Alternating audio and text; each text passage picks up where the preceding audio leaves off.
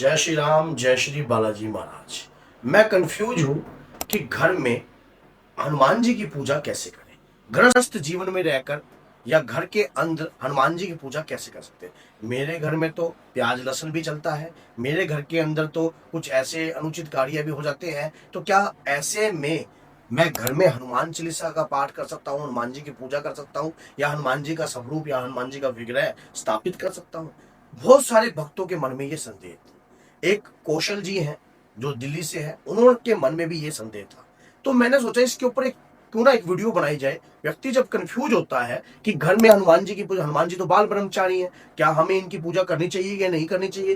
कई अल्प ज्ञानी जो लोग होते हैं वो इस प्रकार की शिक्षा देते हैं, भैया हनुमान जी तो ब्रह्मचारी है, आपको हनुमान जी की पूजा घर में करनी नहीं चाहिए, और लेडीज को हनुमान जी की पूजा नहीं करनी चाहिए, लेडीज को हनुमान जी के ये कार्य। तो इस सारी बातों से आपके पर्दा उठा दूंगा। वीडियो के एंड तक बने रहना। अगर आप हनुमान जी के भक्त हो तो अपने बाबा के नाम के प्रचार के लिए 10 लोगों तक इस वीडियो को जरूर शेयर करना, ताकि जो भी व्यक्ति इस प्रकार का धर्म फैलाए उन्हें ज्ञान प्राप्त हो सके और ताकि वो समझ सके।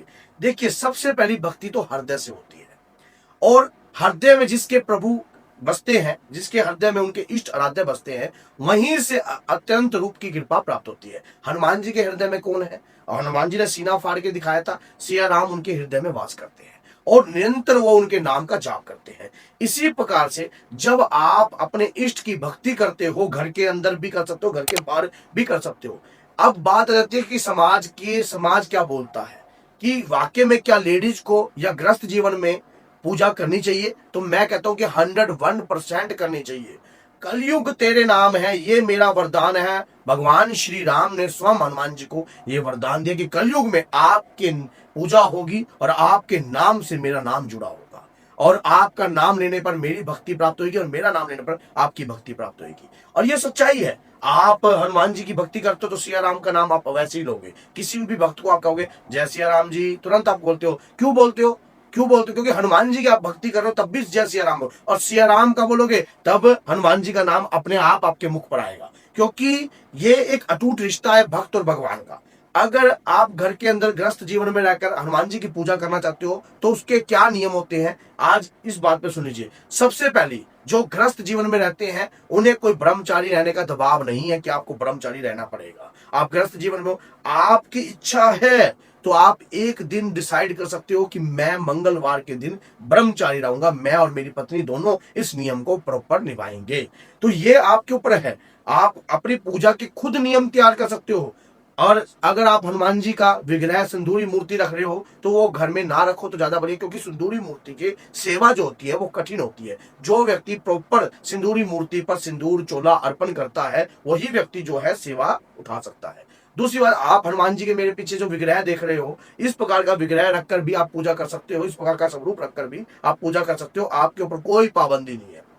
अब कहने वाली बात है कि हनुमान जी, लेडीज जब मेंस्ट्रुअल पीरियड में होती है तब हनुमान जी के स्वरूप को छूना नहीं चाहिए। उसके अलावा आप हनुमान जी के स्वरूप पर आप छू सकते हो, लेकिन रोज आना नहीं। जब आपका मन करे, आप उन्हें अपने भ्राता के रूप में मानती हो, अपने पिता के रूप में मानती हो, क्या आप अपने पिता को नहीं छूते थे? क्या आप अपने भ्राता को नहीं छूते थे? आपके अंतर के भाव भगवान के प्रति क्या बोल रहे हैं, ये मायने रखता है। आपके अंतर में क्या भाव है। नियम, सबसे बड़ी बात, अगर आप मंगलवार के दिन सुंदरकांड का पाठ कर रहे हो, नियम भी तो आप स्वयं ही बनाओगे ना, कि अगर आप मंगलवार के दिन सुंदरकांड का पाठ करो, आपने ये नियम स्वयं बनाया और आज आप कर रहे हो, क्या पता आप 4-5 महीने बाद सुंदरकांड का मंगलवार को पाठ देना ही बंद कर दो, पाठ सुनाना ही बंद कर दो। ये गलत है, क्योंकि वही रीत चालू करो जिसको आप निभा सकते हो, क्योंकि शक्तियों को आदत पड़ जाती है। क्या होता है कि जहां पर राम का नाम लिया जाता है, जिस घर में राम के नाम का गुणगान किया जाता है, वहां बाबा के वीर, बाबा की तरंगे वहां पर उपस्थित हो जाती हैं। और जब आप ऐसा कार्य करते हो, घर में आप नाम लेना बंद कर देते हो, उनकी पूजा पाठ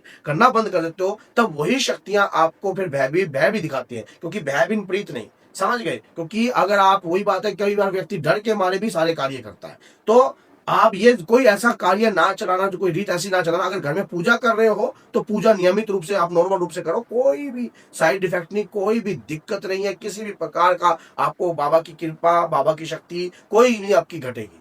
आप अगर कोई परमानेंट कार्य करते हो और उस पे ऊपर आप अटल नहीं होते हो तब जाके होते हैं। नियम हम स्वयं बनाते हैं। मान लीजिए आपने मंगलवार के दिन अगर ब्रह्मचारी का नियम बनाया, ना बनाओ। हनुमान जी ने तो नहीं कहा आपको आप नियम बनाओ। हनुमान जी ने ये भी नहीं कहा कि आप सुंदरकांड पढ़ो। आप अपनी इच्छा से सुंदरकांड का पाठ सुना रहे हो। आप ये, या फिर संकल्प से पहले आप ये बात बोल दो कि मैं सुंदरकांड का पाठ किसी ऐसी अवस्था में, अगर कई बार मैं बीमार हूं या मैं कहीं चला जाता हूं या मैं अंदर हूं बाहर हूं, तो क्या पता मैं ना कर पाऊं, इसके लिए मैं क्षमा मांगूंगा, सीताराम की माला कर दे करूंगा। तो ऐसा बोलकर आप सुंदरकांड के नियम का भी पाठ या नियम ले सकते हो। अब रामायण का पाठ है। अब एक व्यक्ति कहते हैं कि नए नए जब व्यक्ति कोई भक्ति पूजा पाठ करते हैं तो वो सारे काम करते हैं, जैसे ही कुछ समय बीत जाता है उसके बाद वो पूजा पाठ में कटौती करने लगते हैं। ये काम कभी नहीं करना चाहिए।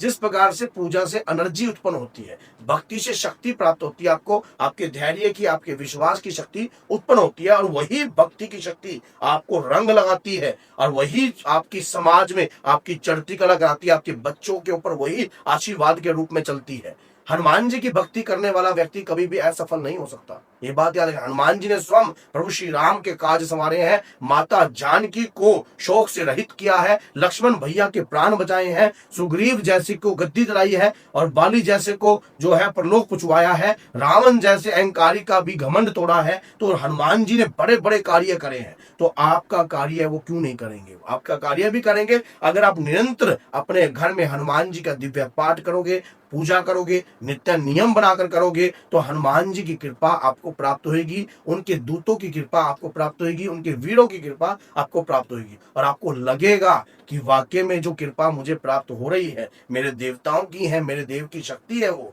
और हनुमान जी के नियमों में सबसे बड़ी बात ये रख लो कि अगर आप कोई लंगर भी करना चाहते हो, अगर चोला चढ़ाना चाहते हो, जैसे हनुमान जी को मैंने चोला चढ़ाना है, तो मंगलवार या शनिवार के दिन चोला अर्पण कीजिए। इससे एक तो आपको लाभ उत्पन्न होगा, अनगिनत लाभ उत्पन्न होगा, जिसके ऊपर कृपा प्राप्त होगी साथ में, और कष्ट से आप रहित होगे।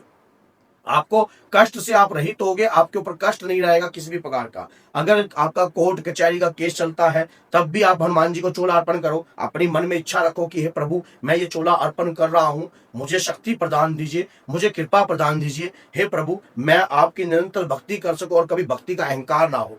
लास्ट में सारी पूजा कर लेते हैं तब क्षमा पान जरूर करना चाहिए कि हे प्रभु, मुझे भक्ति करनी नहीं आती है, मुझे आपकी पूजा पाठ के नियम नहीं पता है, किस नियम से आपकी पूजा, मैं तो भोला भगत हूँ, मुझे आप अपनाओ तो आपकी इच्छा है, नहीं अपनाओगे तब भी मैं आपको अपनाने की कोशिश करूंगा। हे प्रभु, मुझे आपकी भक्ति का ज्ञान नहीं है, अगर अगर आप मेरे ज्ञान चक्षुओं को जागृत कर दो तो मैं सौभाग्यशाली हो जाऊंगा। तो हे प्रभु, आप मेरी भक्ति को स्वीकार कीजिए। मैं जितनी भी भक्ति कर रहा हूं, लेकिन सच्चे मन से, सच्चे हृदय से आपके प्रति कर रहा हूं। ये सिर्फ बात बोलकर करोगे, आपको कोई नुकसान नहीं है, घर में कंफ्यूज होने की जरूरत नहीं है। आप खुले तौर पर, आप प्याज लहसुन की बात रहेगी, अगर कोई घर में प्याज लहसुन बना रहे तो क्या हनुमान जी की भक्ति छोड़ दें? नहीं।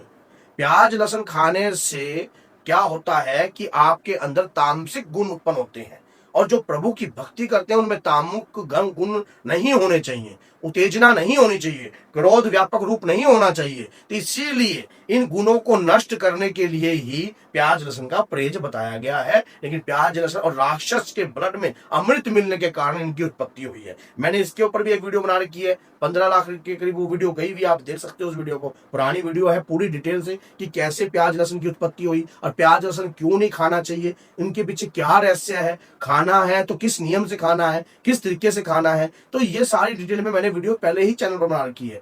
और हनुमान जी से जुड़ी अगर आप और भी वीडियो चाहते हो, आप भी चाहते हो कि आपके लिए भी एक वीडियो तैयार हो और किस चीज में आप कंफ्यूज हो, तो आप कमेंट बॉक्स में जरूर लिखना कि मैं को ये वीडियो चाहिए, या व्हाट्सएप पे नंबर है 7015607300, उस नंबर पर आप बार बार मैसेज करो कि मुझे इस पर एक वीडियो बना दीजिए। और लेकिन वीडियो ऐसी ही होनी चाहिए जिससे जन का कल्याण हो सके। और अगर आपके ऊपर कोई भूत प्रेत तंत्र माया या कोई भी गंदी शक्ति आपको परेशान कर रही है और आप कंफ्यूज हो चुके हो, बहुत जगह जा चुके हो और आपको रास्ता नहीं मिल रहा है, तो आप हमारे से भी कांटेक्ट कर सकते हो इसी नंबर पर। अभी मेहंदीपुर बालाजी में भी दरबार लगेगा और स्थान पर भी दरबार लगता है। तो बोलिए जय सीताराम, जय श्री बालाजी महाराज। 10 लोगों को वीडियो शेयर करना मत भूलना, क्योंकि ये बाबा के नाम के बारे में चर्चा है इसमें, और साथ में जो व्यक्ति इस चीज को देखेगा उसका भी ब्रेन जो है वाश होएगा। तो बोलिए जय सीताराम, जय माता दी।